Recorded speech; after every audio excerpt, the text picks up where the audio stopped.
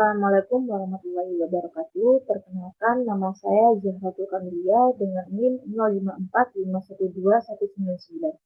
Ini saya akan memaparkan jawaban dari tugas 1 mata kuliah logika dengan dosen pengampu Ibu Endang Retnoningsih MKom. Soal pertama yaitu tem pada hakikatnya terbagi menjadi banyak jenis. Sebut dan jelaskan 3 dari macam tem tersebut, sertakan juga contohnya. Berikut jawaban saya. Tem merupakan unsur dasar dalam logika yang berfungsi menyatakan suatu pengertian. Tem memiliki beberapa macam klasifikasi berdasarkan aspek yang berbeda. Berikut ini penjelasan 3 macam tem. Yang pertama, tem berdasarkan konotasi. Konotasi merujuk pada isi atau makna dari suatu tem yang mencakup lingkungan hakikat dan lingkungan sifat.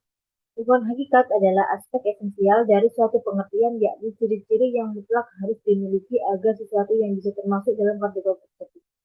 Contohnya, manusia memiliki hakikat makhluk rasional. Tanpa rasionalitas tidak bisa disebut manusia.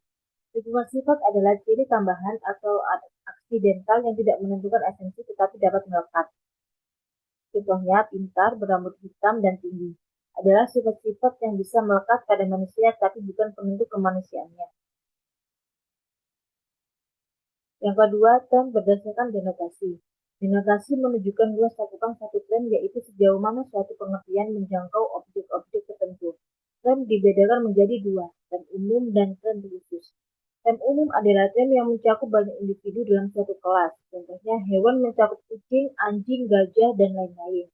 Kemudian, tem khusus adalah tem yang merujuk pada suatu individu atau kelompok kecil yang sangat spesifik. Contohnya, gajah Sumatera yang bernama Bimo di kebun binatang Surabaya. Yang ketiga, tem berdasarkan predikamen. Predikamen adalah kategori logis yang digunakan untuk mengklasifikasi realitas. Dua di antaranya adalah predikamen substansi dan predikamen aksidensial. Predikamen substansi adalah tem yang menunjukkan entitas atau hakikat utama dari sesuatu. Contohnya manusia, kuda, meja. Semua merupakan substansi karena mereka bisa berdiri sendiri. Yang kedua, predikamen aksidensial adalah tem yang menunjukkan ciri atau atribut dari substansi dan tidak bisa berdiri sendiri. Contohnya putih, besar, dan berlari. Semua ini melekat pada substansi tapi tidak memiliki keberadaan mandiri. Kemudian soal yang kedua yaitu jelaskan dan berikan contoh bentuk sisa pikir atau logical fallacy, bagaimana agar terhindar dari logical fallacy. Jawaban saya yaitu sesat pikir atau logical fallacy adalah kekeliruan dalam proses penalaran yang menghasilkan kesimpulan yang tidak sah atau tidak logis. Sesat pikir dapat terjadi secara tidak sengaja atau dengan sengaja dalam argumen untuk membingungkan lawan bicara dan membuatnya setuju dengan kesimpulan yang salah. Ada beberapa jenis sesat pikir yang sering terjadi, yaitu sesat pikir formal, sesat pikir verbal, dan sesat pikir material.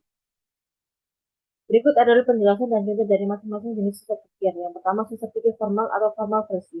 Sesat pikir ini terjadi ketika argumen secara struktural tidak valid. Artinya, meskipun premis-premis dalam argumen mungkin benar, tapi mungkin asal struktur penalarannya salah, sehingga kesimpulannya tetap tidak sah. Contohnya, premis 1, semua burung bisa terbang. Premis 2, penguin adalah burung. Kesimpulan, penguin bisa terbang. Ini adalah contoh sesat pikir formal karena kesimpulannya salah, meskipun premis-premisnya tampak benar. Struktur argumennya keliru karena ada pengecualian pada jenis burung tertentu seperti penguin yang tidak dapat terbang. Kemudian, sesat pikir verbal atau verbal fallacy. Sesat pikir verbal terjadi karena ambiguitas atau ketidakjelasan dalam penggunaan bahasa. Biasanya, hal ini disebabkan oleh penggunaan kata-kata yang bisa dilakukan dengan lebih dari satu cara yang bisa menyebabkan argumentasinya. Dia adalah seorang pemimpin hebat. Apakah Anda memimpin dengan cara yang hebat? Dalam contoh ini, kata hebat bisa memiliki makna yang berbeda. Hebat dalam hal kemampuan atau hebat dalam hal pengaruh. Tanpa klarifikasi lebih lanjut, hal ini dapat membingungkan orang yang mendengarnya. Yang terakhir, sesat pikir material atau material fallacy. Sesat pikir material terjadi ketika isi atau materi dari argumen salah, misalnya premis-premisnya tidak benar atau tidak relevan dengan kesimpulan yang ingin diambil. Contoh, premis 1, semua orang yang rajin belajar pasti sukses. Premis kedua, Ardana rajin belajar. Kesimpulan, Ardana pasti sukses. Ini adalah contoh sesat pikir material karena menganggap bahwa rajin belajar otomatis akan membawa kesuksesan. Padahal, ada banyak faktor lain yang berkontribusi pada kesuksesan, seperti peluang, keterampilan, dan keadaan eksternal. Kemudian, cara menghindari logical fallacy. Yang pertama, berpikir kritis. Selalu pertanyakan informasi yang diterima, jangan langsung percaya begitu saja tanpa bukti yang jelas. Yang kedua, pahami konteks. Cobalah memahami situasi atau masalah secara menyeluruh, jangan hanya melihat dari satu sudut pandang saja. Ketiga, hindari bias. Usahakan untuk tidak terjebak dalam pendapat yang hanya mendukung apa yang sudah kamu percayai. Yang keempat, periksa sumber. Pastikan sumber informasi yang kamu gunakan dapat dipercaya dan valid. Yang terakhir, buka pikiran. Belajarlah untuk menerima berbagai pendapat dan perspektif berbeda, meskipun itu bertentangan dengan pandangan.